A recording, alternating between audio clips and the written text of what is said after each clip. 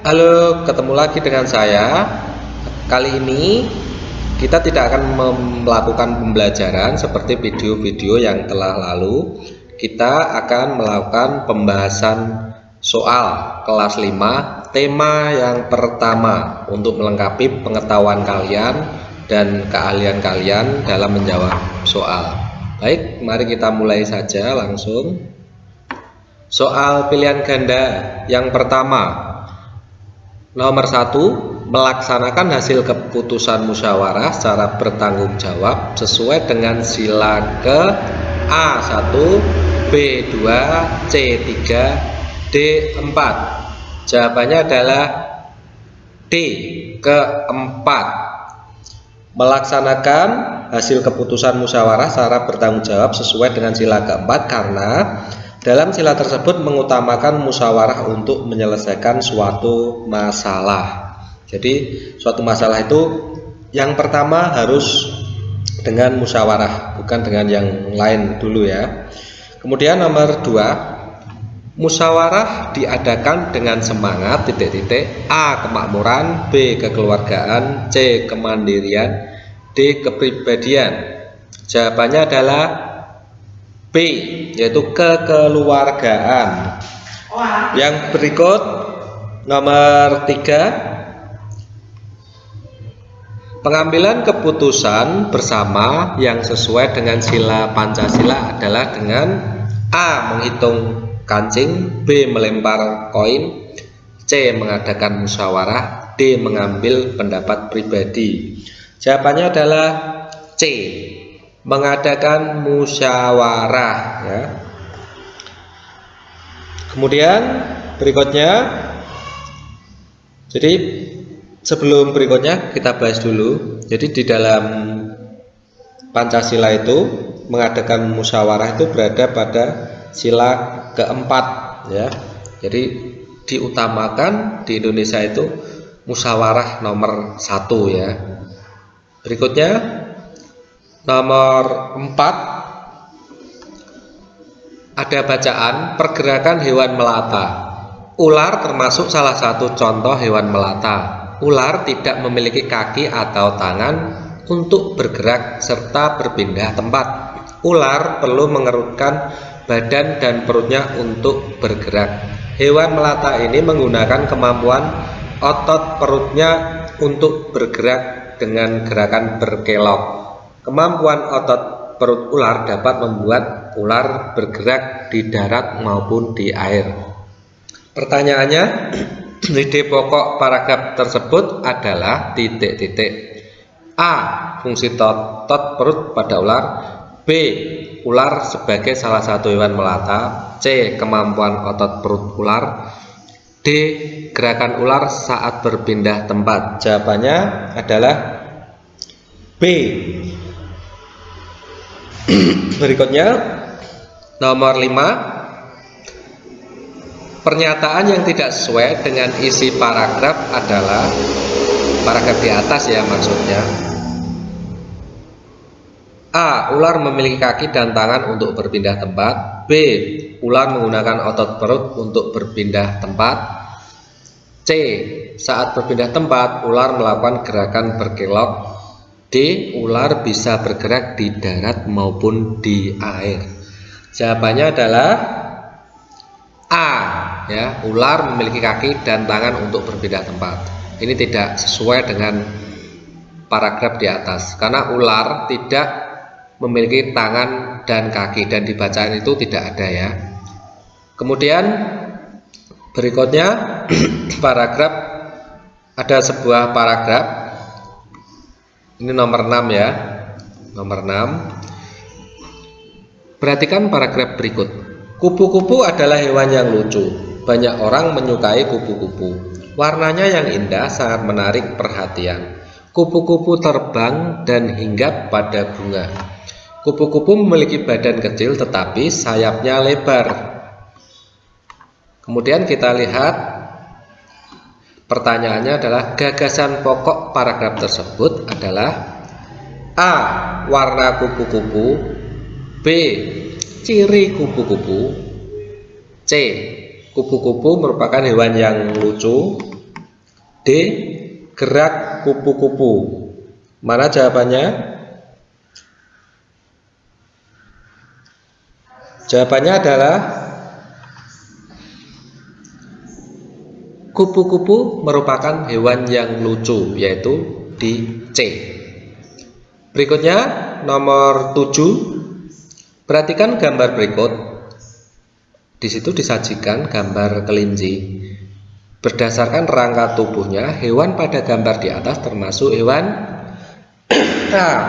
Tidak bertulang belakang, B. Tidak bertulang lunak, C. Avertebrata, D. Vertebrata. Jawabannya mana? Jawabannya adalah D.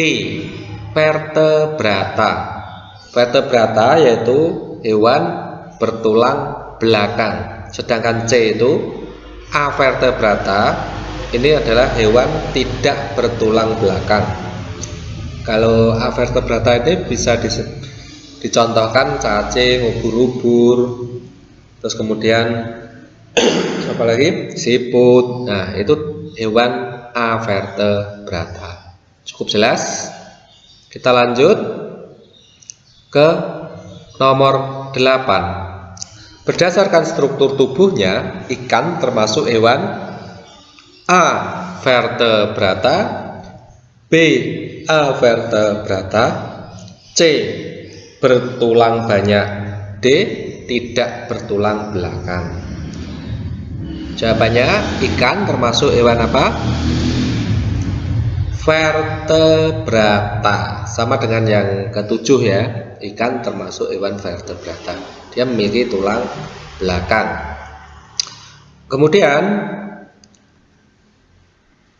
nomor 9. Salah satu senyawa kimia yang menyusun otot sehingga otot dapat bergerak adalah A.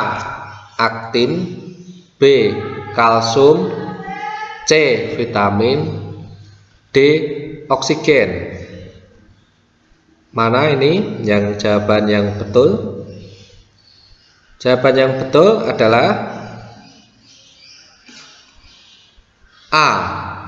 Senyawa yang menyusun otot sehingga otot dapat bergerak dengan aktin dan miosin. Cukup jelas ya. Kemudian kita masuk ke nomor 10. Papua Nugini adalah negara yang berbatasan dengan Indonesia sebelah A. Utara, B. Barat, C. Selatan, D. Timur. Jawabannya adalah yang betul adalah T. Baik, kita lanjut kembali pada nomor 12. Berikut yang merupakan contoh peta umum adalah A.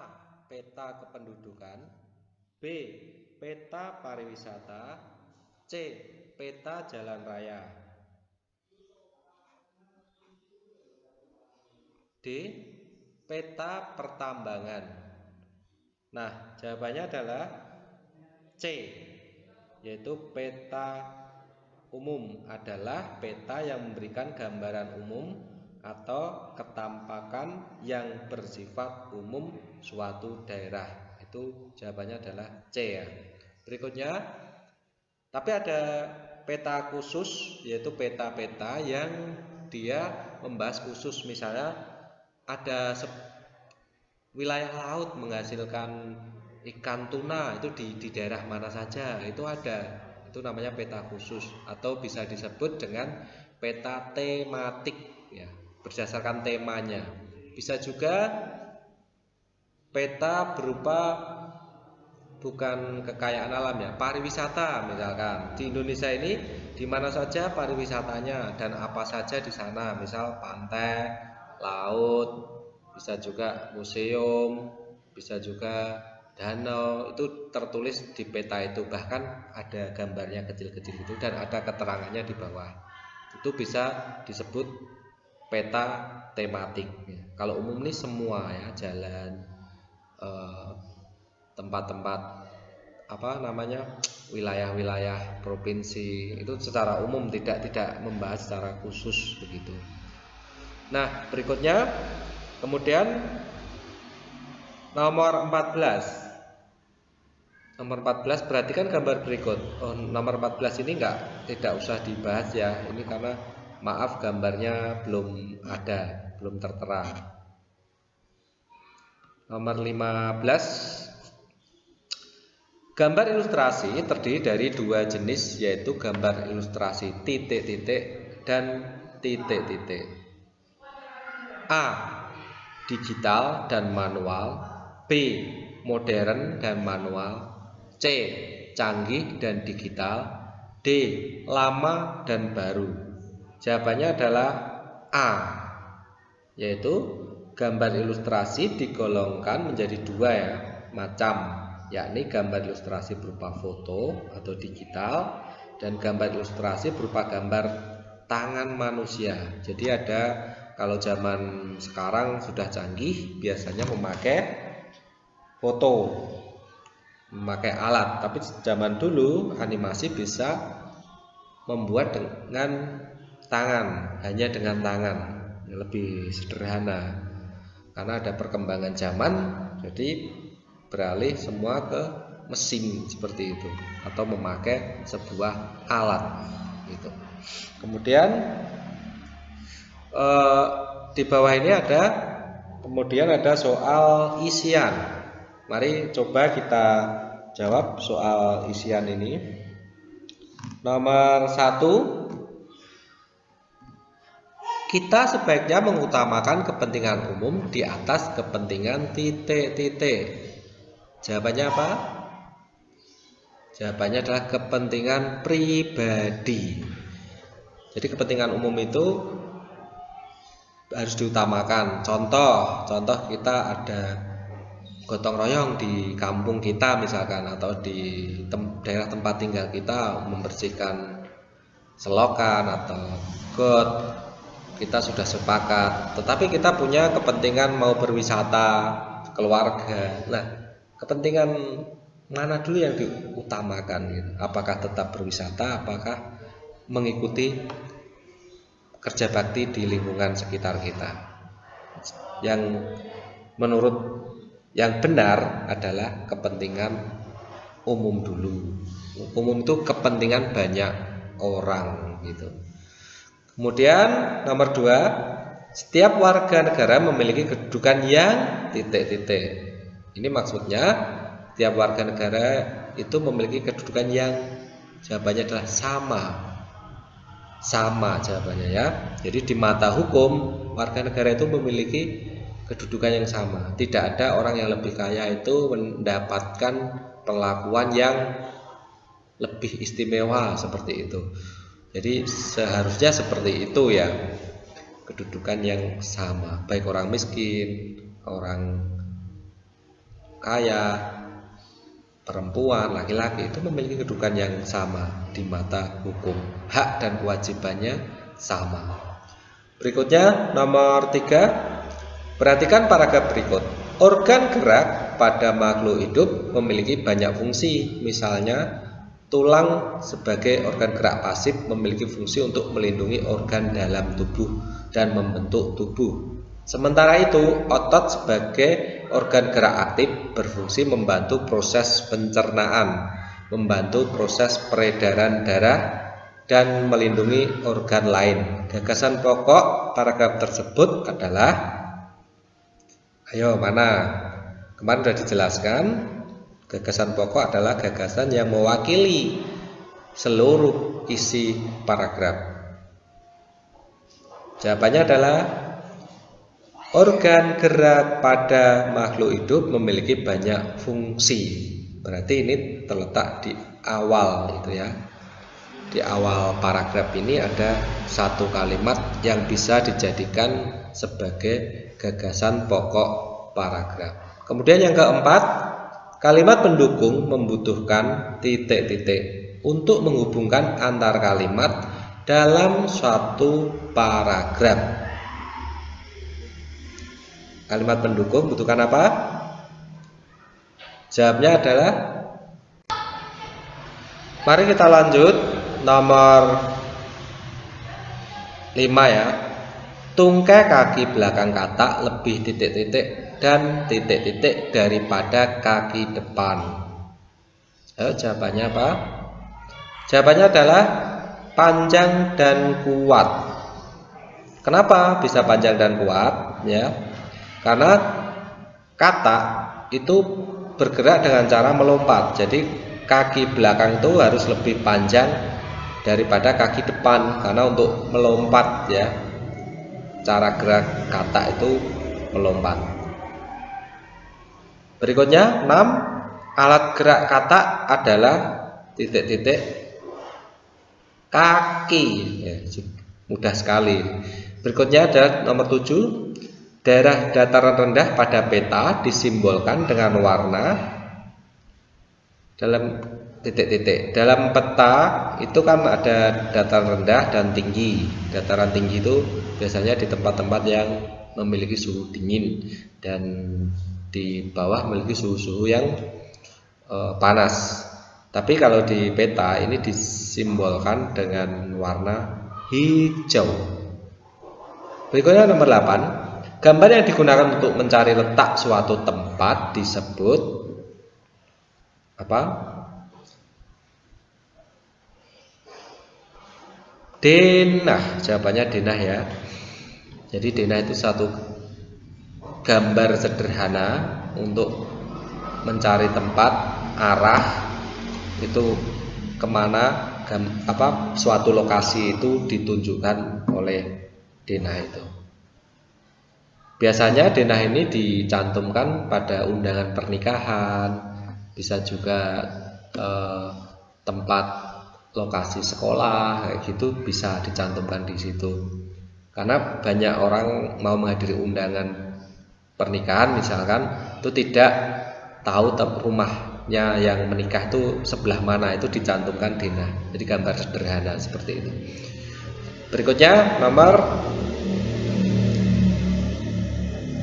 9. Objek gambar kartun dapat berupa tokoh titik-titik dan titik-titik.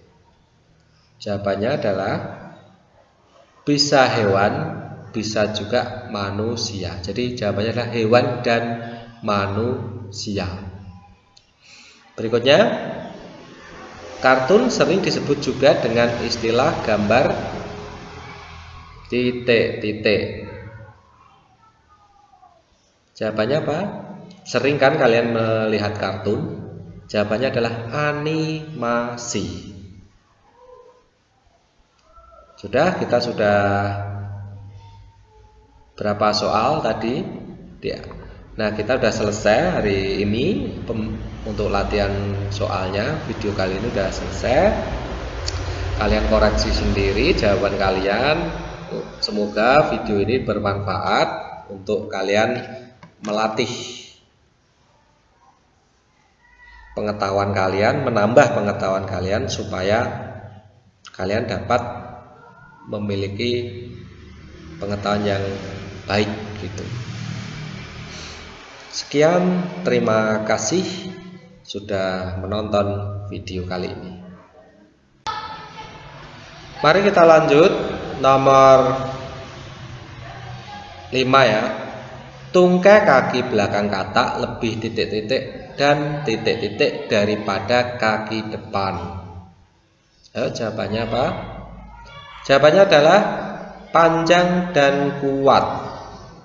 Kenapa bisa panjang dan kuat? Ya, karena katak itu bergerak dengan cara melompat. Jadi kaki belakang itu harus lebih panjang daripada kaki depan karena untuk melompat ya.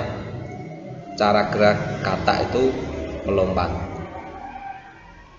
Berikutnya 6. Alat gerak katak adalah titik-titik kaki ya, mudah sekali. Berikutnya ada nomor 7. Daerah dataran rendah pada peta disimbolkan dengan warna dalam titik-titik. Dalam peta itu kan ada dataran rendah dan tinggi. Dataran tinggi itu biasanya di tempat-tempat yang memiliki suhu dingin dan di bawah memiliki suhu yang panas. Tapi kalau di peta ini disimbolkan dengan warna hijau. Berikutnya nomor 8. Gambar yang digunakan untuk mencari letak suatu tempat disebut apa? Denah. Jawabannya denah ya. Jadi denah itu satu gambar sederhana untuk mencari tempat, arah itu kemana suatu lokasi itu ditunjukkan oleh denah itu. Biasanya denah ini dicantumkan pada undangan pernikahan, bisa juga tempat lokasi sekolah kayak gitu bisa dicantumkan di situ. Karena banyak orang mau menghadiri undangan pernikahan misalkan itu tidak tahu rumahnya yang menikah itu sebelah mana, itu dicantumkan denah. Jadi gambar sederhana seperti itu. Berikutnya nomor 9. Objek gambar kartun dapat berupa tokoh titik-titik dan titik-titik.